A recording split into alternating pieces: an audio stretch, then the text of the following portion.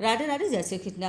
बैसाख पूर्णिमा कब से कब तक शुरू हुआ, इस सब के बारे में पूरी जानकारी देने वाली हूँ। आप सब लोग मेरे वीडियो के अंत तक बने रहिएगा।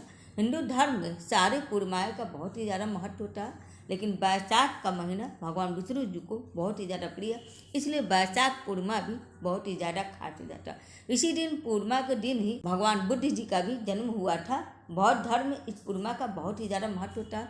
इस दिन विष्णु भगवान जी के साथ साथ माँ लक्ष्मी का और चंद्रदेव भगवान बुद्ध की भी पूजा की जाती है। जो भी भाई बहन बैसाख के महीनों में स्नान दान और नियमों का पालन किए हैं, उनका उद्यापन करने का समय पूर्णिमा के दिन। तो पूर्णिमा तिथि के दिन आप लोग को विधि विधान से भगवान विष्णु जी माँ लक्ष्मी जी का पूजा करिए, और उस दिन आप हो सके तो पूर्णिमा तिथि के दिन आप पूरे दिन व्रत रखिए।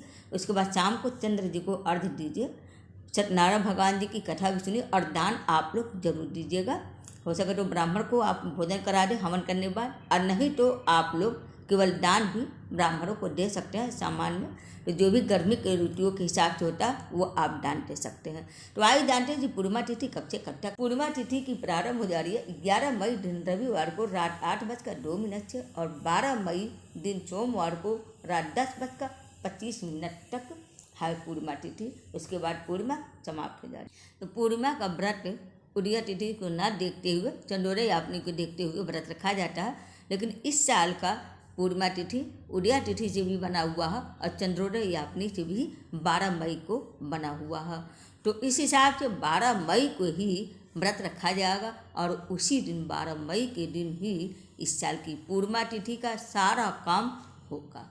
स्नान दान, पितरों का तर्पण और धर्म कर्म, पूजा पाठ और पीपल के पेड़ की पूजा, ये सारे काम उसी दिन होंगे 12 मई दिन सोमवार को। पूर्णिमा तिथि के दिन स्नान दान करने का बहुत ही ज़्यादा महत्व होता है। उस दिन स्नान दान करने से घर में सुख शांति समृद्धि की प्राप्ति होती है।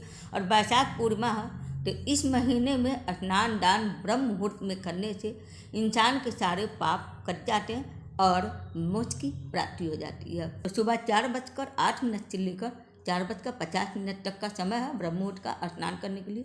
और उसके बाद सूर्योदय का समय है सुबह 5:47 पर। अगर आप ब्रह्म मुहूर्त में स्नान नहीं कर सकते हैं तो आप सूर्योदय यापनी में भी स्नान कर सकते हैं। जैसे सूरज भगवान निकल गए तो भी आप स्नान कर सकते हैं, लेकिन आप लोग सूर्योदय के लगभग में ही स्नान कर लें। 8 बजे के अंदर कम से कम आप लोग स्नान कर लीजिए।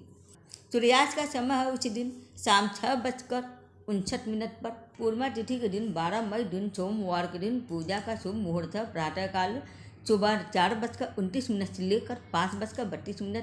उसके बाद शाम को पूजा का समय है शाम 7:03 से लेकर 8:06 पर। उस समय में आप लोग जब दिया बाती करते हैं तो वो समय भी पूजा किया जाता है, वो समय ये शुभ है। उसी दिन अभिजीत मुहूर्त है सुबह 11:51 से लेकर दोपहर 12:45 तक है।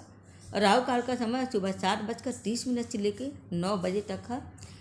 राहु काल के समय में कोई भी शुभ काम नहीं किया जाता। भद्रा काल का समय भी है, इस बार भद्रा लगा हुआ, तो सुबह 5:32 से लेकर 9:14 तक है।